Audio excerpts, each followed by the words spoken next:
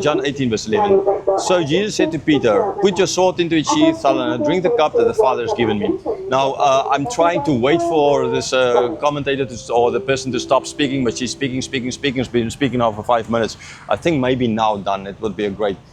Okay, so if this gospel was written before all the other gospels, as I think it was, and I've given more than ample proof to show it, then we would not, and the people here would not have known about Jesus' prayer there in the Garden of Gethsemane.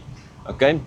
And so they would not then understand under the cup here that specific thing, that Jesus is alluding to that. So either I am wrong and the other gospels were written earlier and therefore they know about the prayer of Jesus in the Garden of Gethsemane and that they will understand that he's alluding to that. Or there can be a much simpler explanation. Okay, the first thing that Jesus said, he said, put your sword in. Why? Shall I not drink the cup that the Father has given me? The cup. This is not a strange thing. This is Passover time. They would drink this from the cup during the Passover to remind them as well what God has done, right? There's as well in a cup of judgment, of drinking the cup of judgment. And they would drink it to be reminded of their sins ultimately. So when Jesus is speaking here of the cup, they would understand that specific Passover cup that Jesus is mentioning here. And there's no need for them to even to know about the other prayer of Jesus, about that specific cup that he was praying about.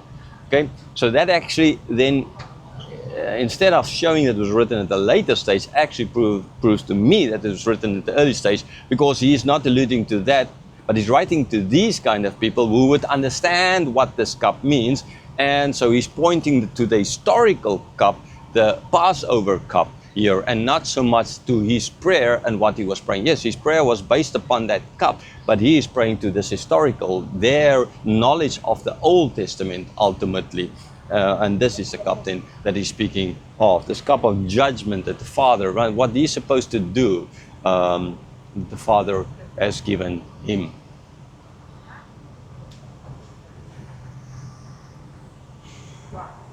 Okay, verse 12. So the band of soldiers and the captain and the officers of the Jews arrested Jesus and bound him.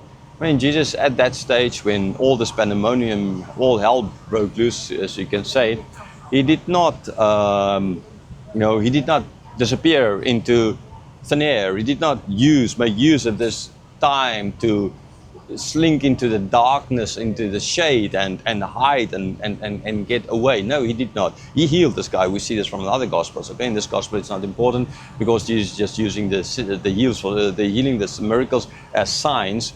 Okay, so that's why it's not mentioned here. So yeah, again from the other Gospels later on we will know this. So with Jesus waiting there, not making a move to get away, not starting an uprising, nothing like that. Okay, so now they knew that okay, they can arrest them, and so they did arrest him and they bound him. Verse 13. First they led him to Annas, for he was the father-in-law of Caiaphas, who was high priest that year. Okay, so the first thing they did was, okay, took them to Annas. Like it said, it's the father-in-law of Caiaphas. Caiaphas is high priest. Again, at that stage in time, this is how it was. Okay, they all knew, they would all understand. Annas is the actual high priest, as appointed by the Jews. Caiaphas is the one appointed, his son-in-law, by the Romans. Okay, so in a sense, according to the Jews is high priest, this one, Annas, according to the Romans, Caiaphas is high priest, so that gives you two high priests. So was an abnormal situation.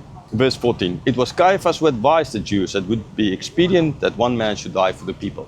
So here, John as well is referring back to something that Caiaphas said a couple of chapters ago, before the whole the Last Supper discourse, and it said that you don't understand anything. It's better that one dies than everybody else, kind of in the process, right?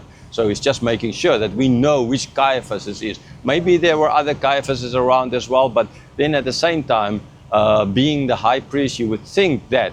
But I don't think he is trying to show that which Caiaphas did this. Not he's trying to remind him not of the which or the who said this, but what was said. Okay, so to explain why ultimately they did capture Jesus, what was behind it, and this is as well kind of in that sense a fulfillment of prophecy, because Caiaphas, he was high priest, and and it was what he was saying, as John stated it earlier. So Jesus is not looking at or writing this down as an explanation of which Caiaphas said it, so because they might have forgotten, if it was written 40 years later, but to show what Caiaphas said. That is the important thing. And this gives an explanation again to the original readers for why they got rid of Jesus.